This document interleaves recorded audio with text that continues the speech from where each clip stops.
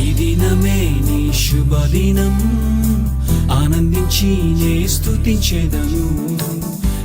Praise the lord. దేవుని నామానికి మహిమ కలుగును గాక. ప్రియమైన దేవత దేవుని బిడ్డలారా, ఎలా ఉన్నారు? ఈ ఉదయకాల సమయమున ఈ యొక్క దినమును కూడా దేవుని యొక్క వాక్యాన్ని వినుటకు మీ అందరూ కూడా ప్రేమపూర్వకంగా ఆహ్వానము. ఈ దినము కూడా దేవుడు శిలువ పైన మాట్లాడిన విలువైన మాటలలో మరొక మాటను మనం ధ్యానించుకుందాం. యేసుక్రీస్తు ఎన్నో విలువైన మాటలు మాట్లాడడం జరిగింది. ఇవన్నీ కూడా అవేవో కేవలము సర్వసాధారణమైన మాటలు కావు, కానీ జీవం యొక్క సమృద్ధితో నింపబడిన మాటలు. అవి మానవ జాతిని చిగురింప చేయగలిగిన అత్యున్నతమైన మాటలు. అవే వాక్యముగా లేఖనముగా ధ్యానించే కృపను, ధన్యతను దేవుడు మనకు అనుగ్రహించాడు. ఆ కృప మన ఎడల కనుపరిచిన తండ్రికి మహిమ కలుగును గాక. మరి యేసుక్రీస్తు విలువైన మాటగా ఈసారి ఏమన్నాడో మనం ధ్యానించుకుందాం. అపోస్తలుడైన యోహాను తన సువార్తలోని 19వ అధ్యాయము 28వ వచనంలో ఈ యొక్క మాట అనడం జరిగింది. ఒకసారి ఆ వాక్యాన్ని చదువుకుందాం. అటు తరువాత సమస్తమును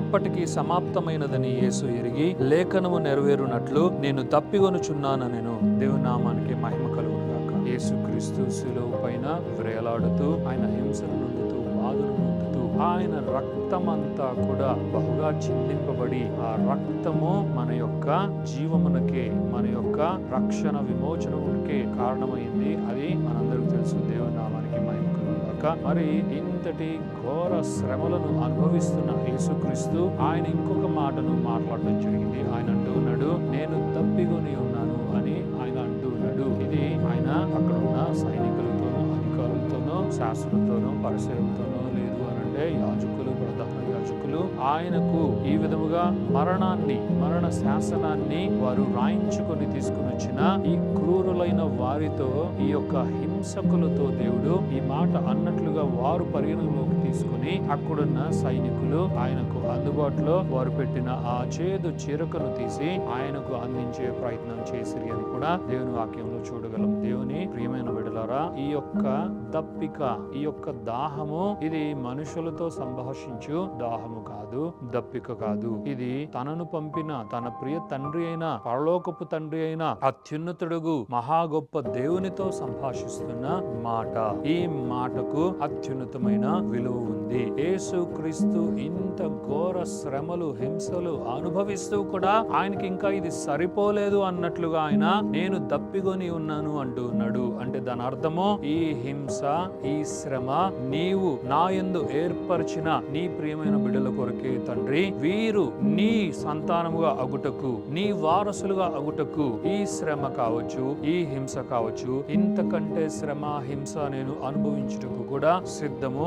ఆ దాహము, ఆ దప్పిక నాకు ఇంకా తీరుటలేదు. ఇంకా నీ పని చేయుటకు, ఇంకా నీ చిత్తాన్ని జరిపించుటకు, ఇంకా నీకు ఇష్టమైన దాన్ని నేను చేయుటకు తండ్రి నేను తప్పికొని ఉన్నాను. నా దాహము ఇంకా ఇంకా ఇంకా తీర్చబడాలి అని నేను కోరుకుంటూ ఉన్నాను ఆయన అని తండ్రి అయిన దేవునితో ఈ యొక్క సంభాషణ యేసయ్య జరుపుతూ ఉన్నాడు. ఇది శరీర సంబంధమైన దాహము కాదు. ఆయన గొంతు ఎండిపోయి, ఆయనకు మొత్తము డిహైడ్రేషన్ అయిపోయి, ఆయన దాహమునికి ఇమ్ము అని ఆయన ఈ విధంగా అంటూ ఉన్నట్లు, నేను దప్పిగా ఉన్నాను అని వారితో అంటున్నట్లు అందరూ దీన్ని తప్పుగా అర్థం చేసుకుంటూ వారు ఆ విధంగా చేస్తూ ఉన్నారేమో. కాదు ప్రియులారా, యేసుక్రీస్తు యొక్క అత్యున్నతమైన ఆలోచన ఎంత గొప్పదో మనము ఆలోచించాలి. దీని ద్వారా మనము ఎన్నో లెసన్స్ నేర్చుకోవాలి. మరి యేసుక్రీస్తు తండ్రితో అంటూ ఉన్నాడు, నేను దప్పికొని ఉన్నాను.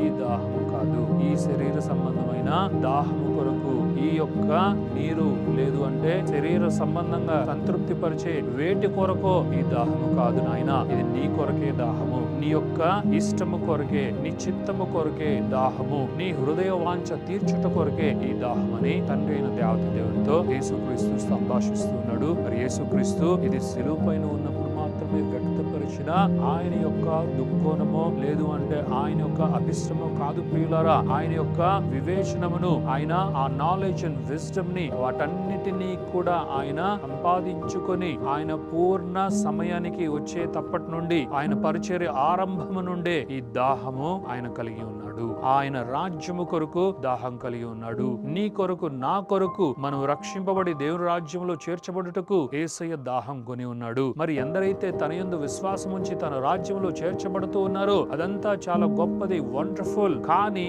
ఎందరైతే ఇంకా రక్షింపబడక బయట ఉన్నారో, ఎందరైతే ఇంకా ఆయన రాజ్యం వెలుపలుండి లోకములో ఉన్నారో, సాతాను కబంధ హస్తముల క్రింద ఉన్నారో, వారి కొరకు ఇంకా ఆయన దాహం కొని ఉన్నాడు, ఆయన దప్పిక కొని ఉన్నాడు అని దీని ద్వారా మనం తెలుసుకోగలము. మరి ఇంతటి తృష్ణ కలిగిన యేసయ్య వలె మనము కూడా ఆయన రాజ్యము కొరకు, యేసయ్య నీతి కొరకు, యేసయ్య చిత్తము కొరకు, యేసుక్రీస్తు మార్గముల కొరకు, యేసుక్రీస్తు బృహత్తరమైన చిత్తము మన కొరకు, అనేకుల కొరకు కలిగి ఉండగా దాని కొరకు మనము ఆకలి దప్పులు కలిగి ఉండాలి. దాని కొరకు మనము దప్పికొని ఉండాలి. ఎల్లప్పుడూ కూడా దప్పికొని ఆ పని కొరకే మనము ప్రయాసపడాలి అని తండ్రి అయిన దేవుడు యేసుక్రీస్తు ద్వారా దీన్ని మనకు నేర్పిస్తున్నాడు. యేసయ్య ఆయన ప్రాణార్పణముగా పోయబడి మన కొరకు ఈ విలువైన సంగతులను నేర్పిస్తున్నాడు. దేవుని నామానికి మహిమ, ఘనత, ప్రభావాలు కలుగును గాక. మరి ఇది మీ జీవితములలో ఒక వండర్ఫుల్ ఫౌండేషన్ గా నిలిచిపోవాలని దేవుడు మిమ్మల్ని అందరినీ దీవిస్తూ ఉన్నాడు. మీరు బహుగా ఆశీర్వదింపబడదురు గాక. ప్రార్థించుకుందాం. Thank you father, thank you Jesus, thank you Holy Spirit God. దేవ మీకు వందనాలు, యేసయ్య మీకు వందనాలు, పరిశుద్ధాత్మ దేవ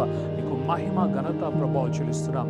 ఎంత గొప్ప దేవుడు, ఎంత మంచి దేవుడు, మీ ఆలోచన ఎంత ఉన్నతమైనది. ఇదిగో తండ్రి, మీ యొక్క బాట ఎంత గొప్పది నాయన. ఇది నాయన మా యొక్క నాయన ఇదిగో మేధస్సును నాయన చిగురింప చేస్తుంది. మా యొక్క నాయన మతిని నాయన అది నాయన ఆశ్చర్యపరుస్తుంది నాయన.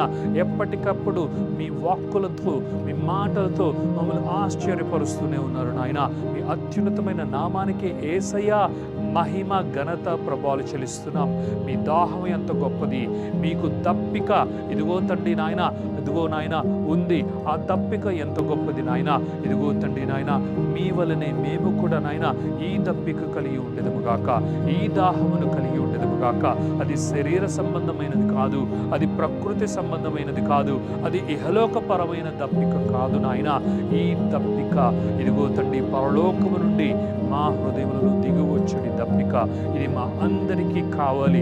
మా ప్రియమైన బిడ్డలందరూ కూడా నాయన వినుచు ఉండగా విశ్వాసము చేత ఈ దప్పికను రిసీవ్ చేసుకునేగాక తండ్రి అని పలుకుచు ఆయన ఆశీర్వదింపబడదుగాక ప్రతి ఒక్కరూ అని బ్లెస్ చేస్తూ ఈ యొక్క ప్రార్థన, స్తుతి, ఆరాధన యేసు పరిశుద్ధమైన నామములో అడిగి వేడుకొనుచున్నాము తండ్రి. ఆమేన్, ఆమేన్, ఆమేన్.